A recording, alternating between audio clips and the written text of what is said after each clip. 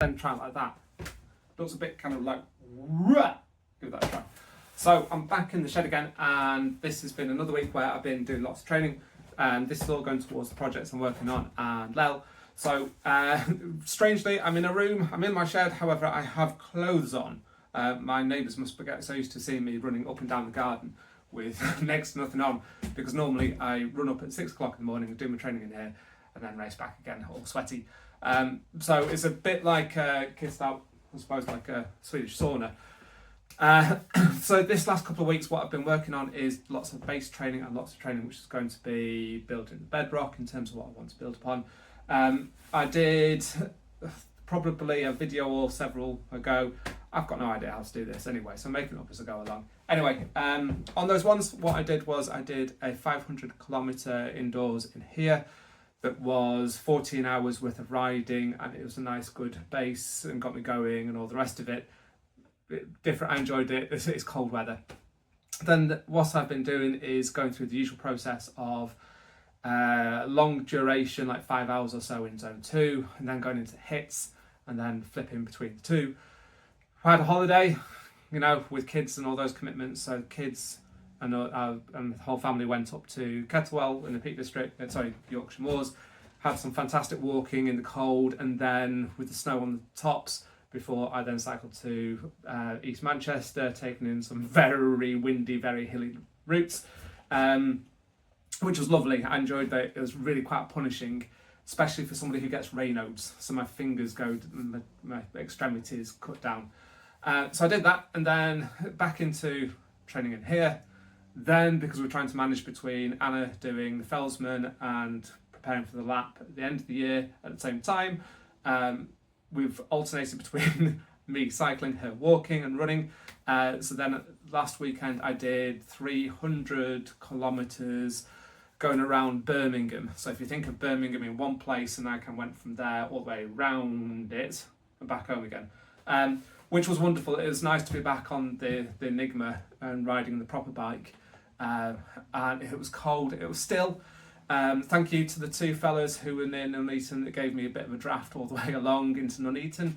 And then from there it was around, if you think of going clockwise around, by the time I got to about the 9 o'clock point, I started looking for Chinese food for takeaways. However, there wasn't anything that was kind of like with the short wait time. It would have been an hour or 90 minutes waiting for food. So I kept riding on, and then the next time I didn't have a Chinese or they didn't have a takeaway, so I then had to ride on again, and by the time I got to Uttoxeter, very hungry, very depleted, and then rode home. So it was a good 15 hours, however long it was, but it was also a chance to see parts of the UK that I've never ridden in, so that was good.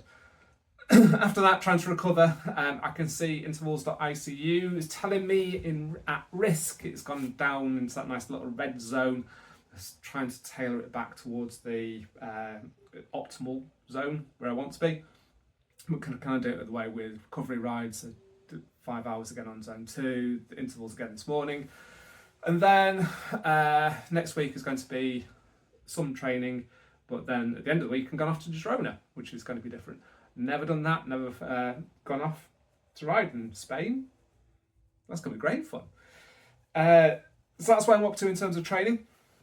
Then in terms of the other parts of the project, so the parts of the projects that I've been working on in terms of linking it through to a charity, looking at what work can support me with, and also in terms of reaching out to see if anybody can help me with sports performance as well. I've done a lot of this kind of off my own back.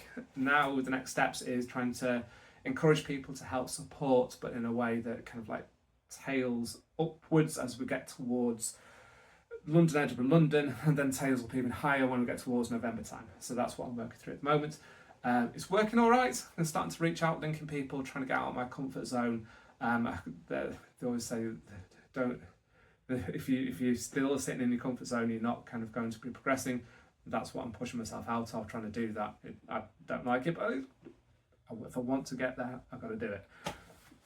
So that's what I've been working through. Also kind of learning some more about the media stuff as well. I'm going to have a project manager or somebody to help guide me on this, and also support in terms of how to make content and kind of raise awareness and how to build this. these YouTube videos are going to be viewed by 3 people, if that kind of thing. They're going to have no viewers, but it's the kind of like the learning process of it. I've watched some of the guidance videos, and they're the people who they're social media savvy. They kind of know how to build an audience. This is what you've got to do. I've got nothing to sell at this moment. I'm just kind of building this to work through the process and give insights, and at some point in the retrospective, my wife and kids might look back at me and look at my younger days when I was doing this. So that's what I'm doing it for. There's also things like how to make your format work and all the rest of it. Bugger that, I'll just do what I do and see if anybody wants to watch it. There you go. Hopefully around this video there's going to be some kind of editing, and I'll do. Completely ignored all the stuff about hooks and this is what you've got to do with your graphics and bullshit. But there you go. That's where I'm up to at the moment. Oh, by the way, it's Thursday the 6th of March, I think it is. I'm between meetings doing this, so that's what I'm up to. Also, see if I can get a cheap camera to go onto the bike, and I can do something while I'm out on the road. Give an insight. Most of my videos are going to be stuff from in this shed, because I can stick a camera and my phone up here and I can do it. Then otherwise, what I'll do is I'll see if I can put something on the handlebars and do something to show what views that I see as I go through this. Also some of the things like the events that are going to come up, and London, Edinburgh and London itself in terms of what that looks like. Insights in terms of what it's like going through a checkpoint, or what it's like, all that content stuff, you know. There you go.